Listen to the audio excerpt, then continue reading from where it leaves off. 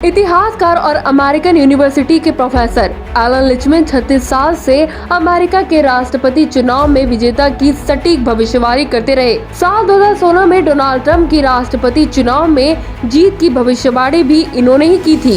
हालांकि इस बार लिचमैन का कहना है कि ट्रंप को दोबारा सत्ता में आने का मौका नहीं मिलेगा। लिचमैन की भविष्यवाणी व्हाइट हाउस के 13 बुनियादी पैमानों पर आधारित है। इसमें अर्थव्यवस्था की ताकत, कॉन्टेस्ट, योजनाओं में बदलाव, घोटाले, सामाजिक अशांति जैसे फैक्टर शामिल हैं। उनके स्केल के मुताबिक अगर इनमें से 6 या उससे ज्यादा फैक्टर खराब है तो व्हाइट हाउस में ट्रंप प्रशासन नहीं रहेगा।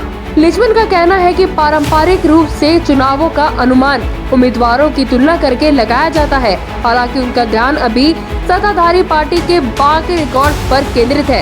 एलन लिचमैन ने कहा कि मेरे तय किए गए 13 पैमानों में 6 नकारात्मक बातें रिपब्लिकेशन में डोनाल्ड ट्रंप की हार का इशारा करती है, जबकि 2019 तक ट्रंप के बारे में केवल 4 नकारात्मक बातें थी। बीते कुछ महीनों में 3 चीजें ट्रंप प्रशासन के खिलाफ गई हैं। कुल मिलाकर 7 ऐसे मुद्दे हैं जिनकी वजह से राष्ट्रपति चुनाव में ट्रंप के हारने की संभावना जताई जा रही है। ये सभी बातें इस बुनियादों पर आधारित है कि अमेरिका में राष्ट्रपति चुनाव को मुख्य रूप से वोट दिया जाता है, या इस आधार पर कि व्हाइट हाउस में पार्टी ने कितनी अच्छी तरह से शासन चलाया। भाषण, वाद विवाद, विज्ञापन, कैंपेन और फेडरेचर्स में ट्रिक का चुनाव के परिणाम पर कोई असर नहीं होता है। लिचमैन ने इस बारे में कहा, 2016 और वर्तमान स्थिति में फर्क सिर्फ इतना है कि ट्रंप आज सत्ता में है। इसका मतलब ट्रंप अपने ही रिकॉर्ड पर चल रहे हैं। 2016 में उनके पास रिकॉर्ड को डिबेट करने का विकल्प नहीं था। वे जो चाहे कह सकते थे, इससे कोई फर्क नहीं पड़ता। हालांकि सत्ता में रहते हुए उन्होंने एक बारी गलती की है। लिचमैन ने कहा कि स्टडी के बीच में अपने दीवार पर देख रहा हूँ, मेरे पास 2016 में राष्ट्रपति चुनाव में ट्रंप की जीत का एक नोट है।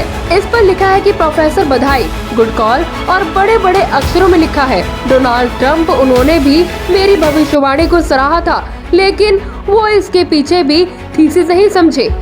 जब 2020 में उनका सामना महामारी और सोशल जस्टिस की मांग जैसे बड़े संकटों से हुआ, तो उन्होंने इसे गंभीरता से लेने की बजाय अपने तरीके से निपटाना बेहतर समझा। ये परिणाम कहते हैं कि महामारी ने तबाही मचा रखी थी, अर्थव्यवस्था चरमरा गई थी, सामाजिक अशांति से जमीन डगमगा रही थी। साल 2020 की शुरुआत होते ही ये तीनों चीजें डोनाल्ड ट्रंप के खिलाफ चली गई थी।